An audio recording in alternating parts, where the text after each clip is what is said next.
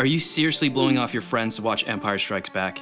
Dude, this is the exact thing I keep telling you not to do. Hey, I at least made some friends that I can repeatedly cancel on, thanks to you bugging me. Baby steps, I'm trying.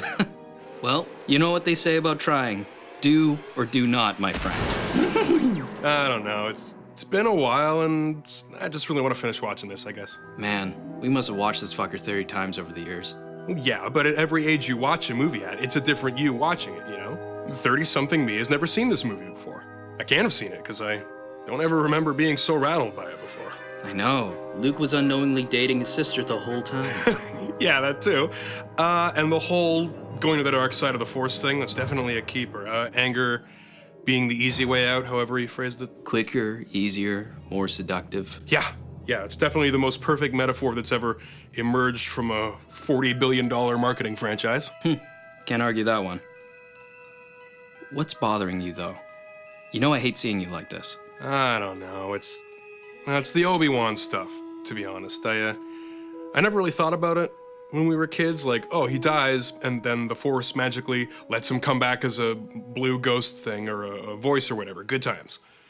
But, you know, it's like you always said. Movies aren't real, so you don't need to analyze them like you'd analyze real events. Yeah, and I watch this movie now just as a metaphor, and the whole thing just hits me in a different way.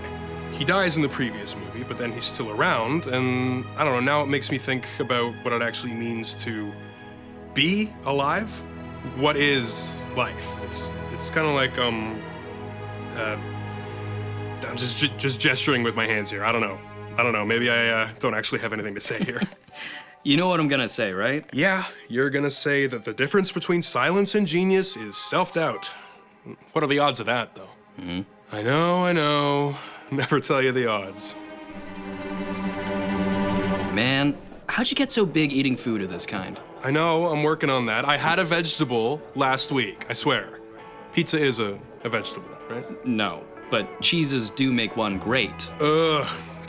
Okay, so yeah. The meaning of life, the definition of life, anyway. We live in an interconnected society, right? The Force flows through all things.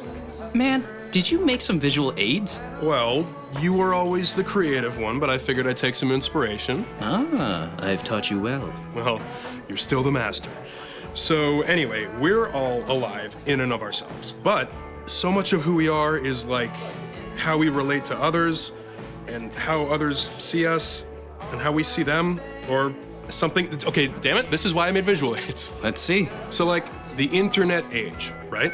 There are tons of people who have friends they've never physically met or even spoken to. They're just text on a screen, but they're alive. They're someone, even though to you, they mostly exist in your head.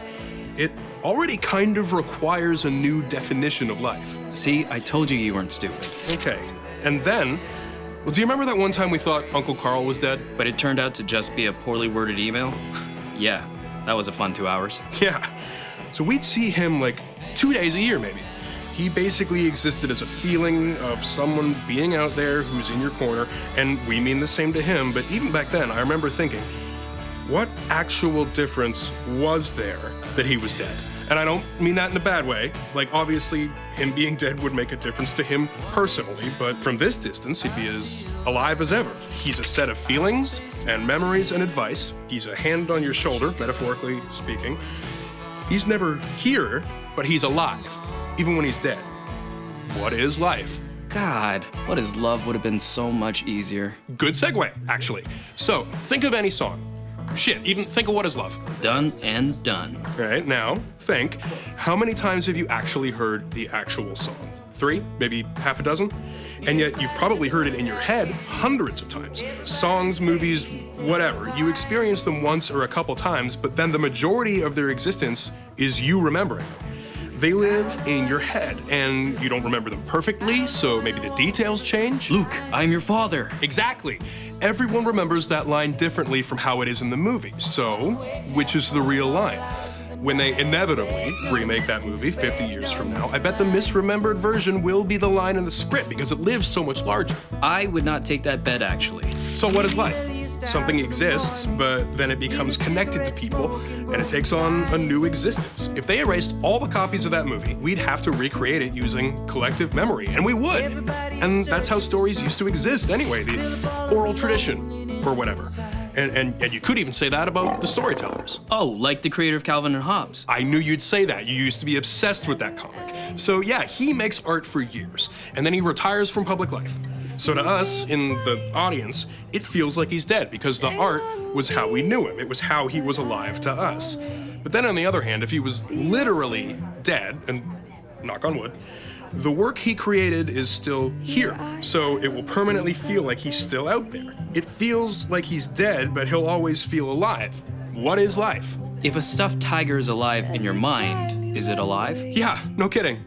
And if a comic strip or a movie feels so authentic that you react to it with the same emotions you'd react to real things with, is it real?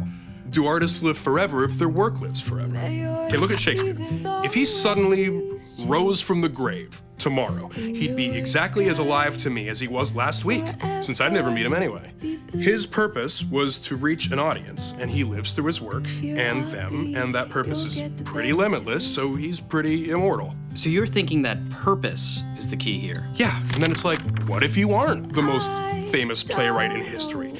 What if you just suck and have no influence on anyone? Could you then stop existing before you physically die? Say you're just a loser, and there comes the point where anything you've ever said has already been forgotten, but you're only like 45 or 30.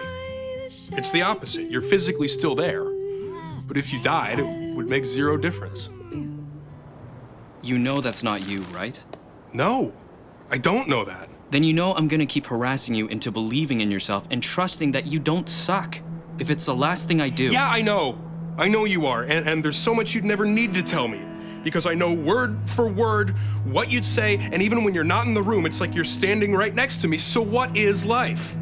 Art feels real and it hits you in the same way as reality. What is life? You lose an arm and you can still feel it, and it hurts. What is life? We're connected to limbs and other people and everyone, and dying can only take your body away, and it can't take away the love and advice and opinions and the way people feel when they think about you. So what the fuck is life? And I watch fucking Star Wars movies, and I look at old Ben Kenobi, and I see the story of someone who cares so much about what happens to this Luke kid that death can't silence him, and I can't get over that. Like, he's not literally there as a blue ghost, it's just symbolic for how his purpose meant he lived on. He wasn't physically present, but he may as well have been, because Luke knew exactly what he would say, and he tried to live up to it. So much of who other people are is that space they occupy in your mind, and if we always need them, then they're always going to be alive. They say hell is other people, but life is other people if you care about them enough. So that's what life is. It has to be. And I see all that stuff, and Empire Strikes Back, and it just rings true, I guess. I'm glad you pushed me to actually express this. It's stuff I think about a lot. And I thought you hated those movies now. No. I just say watching them by myself, even after all these years. Yeah. Ugh, sorry. I know you hate me dwelling on loss and such. You know I want to say something helpful, but it's just... I never had anyone die on me, so I never feel like I have the right to say anything. No, man, I bet I even know what you'd say. Then you know I'd probably at least say that I like your theory.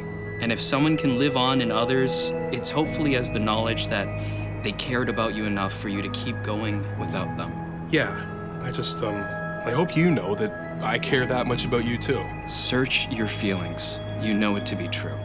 Dude, you think you'd be talking to me otherwise? Hey, your friends are here. Promise me you'll enjoy yourself, huh? Get drunk, tell someone you love them. All right, I promise. See you around? Always, man. I love you. I know.